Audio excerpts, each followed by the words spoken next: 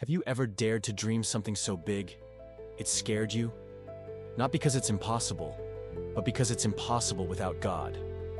Let me tell you something most people won't.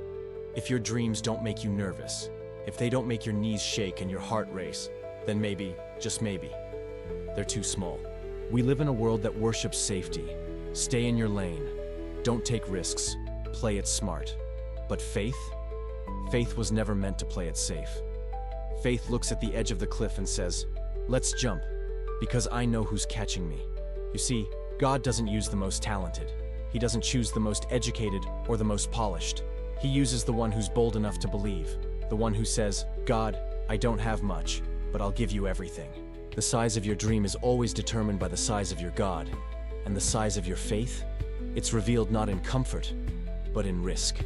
Most people never fail big because they never dare big. They're not afraid of failing. They're afraid of what people will say if they fail.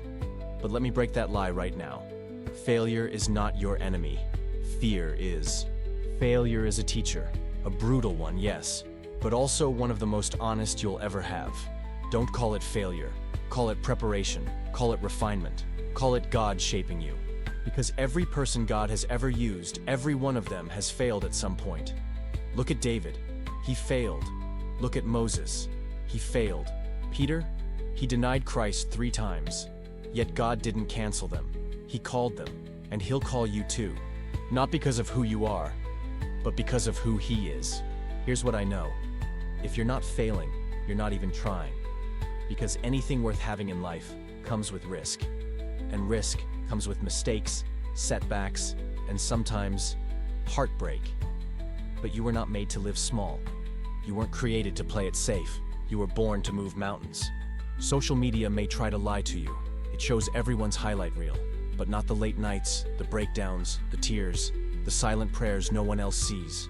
So when your journey gets messy, when you stumble, when you fall, don't be discouraged. Don't stop. Fall forward. You want to know why some people see God move powerfully in their lives? It's not because they're better. It's not because they've earned it. It's because they expect God to show up. They take Him at His word.